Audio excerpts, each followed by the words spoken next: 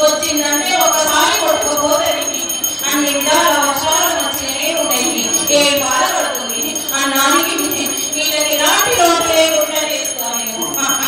ఈ అమ్మాయి అభివృద్ధి వల్ల వందలాది మంది ప్రజలు చనిపోతున్నదని వాళ్ళకి కావాల్సినటువంటి బాధ్యత దానికి మేమే న్యాయంగా చేయడానికి సిద్ధమన్నామమ్మా.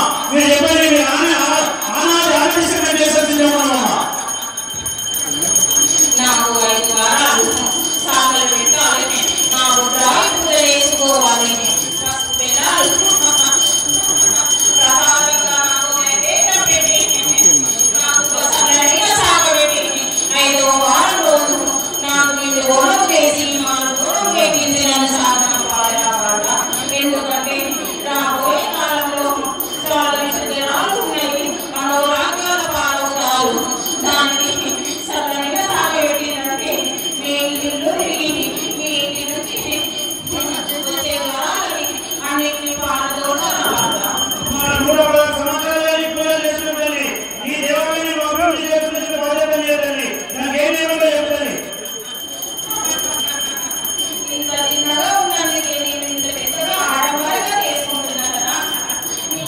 ఎంత పెద్దగా తీసుకున్నా కానీ నేను చేపించుకునే విధంగా చేపించుకుంటారా వాళ్ళ చిన్న వ్యక్తి దేవాలయం లక్షలాది సంఖ్యలో భక్తులు దర్శనం చేస్తున్నారు.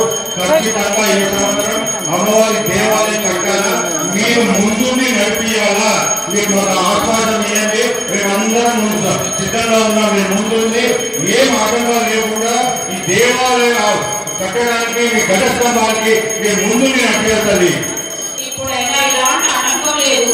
నా బిడ్డల కోసం నేను పెట్టిన విధానాన్ని మీరు నాకు పాటించిన ఆ మాట మీరు నిలబెట్టుకోవాలి. సంతోషమే, మీరు ఇలాంటి పిల్లలు చేస్తారని ఆనందమే. కానీ మా పిల్లలు ఇంత ఇంతకు పెరిగినప్పుడు నా స్థలాన్ని పెంచాలి కదా మీరు. మన తెలంగాణ రాష్ట్రంలో కొత్త ప్రభుత్వం వచ్చింది. రేవంత్ రెడ్డి గారి నాయకత్వ ప్రభుత్వం వస్తుంది. మరి ఎలాంటి కష్టాలు ప్రజలు పడుతున్నారు. ఈ ఆలయం పెద్ద మన ముఖ్యమంత్రి గారికి వనరులని మీరు ఖచ్చితంగా నేను ఏదైనా కోరుతున్నది ఇదే కదా.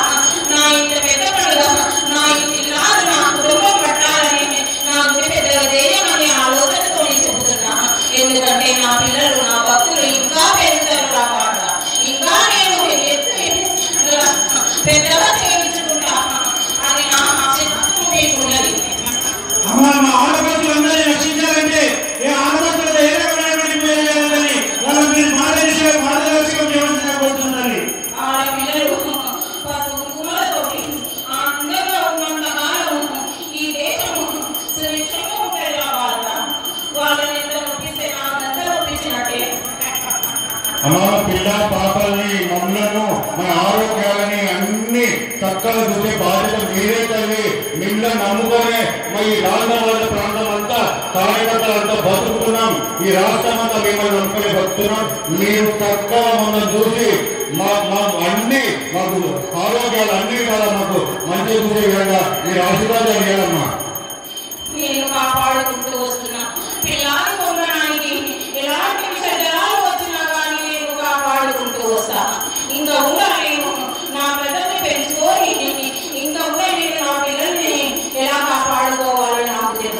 ఎవరికి ఏమి కాదు. చిన్నంతలో వచ్చేది పెద్దగా చేసుకుంటున్నారు మీరు, కానీ అది మీ చేతుల్లోనే ఉంది రా బాల.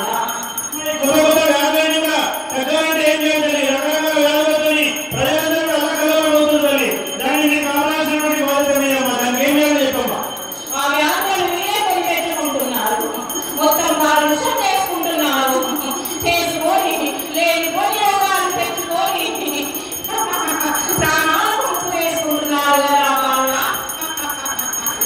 అమ్మాయి మధ్యలో కోవిడ్ వచ్చింది. ఆ కోవిడ్ తర్వాత టీకాలు ఇస్తుంటా అందరు చిన్న చిన్న పిల్లలు కూడా హార్ట్ అటాక్ వచ్చి మరణిస్తున్నారు.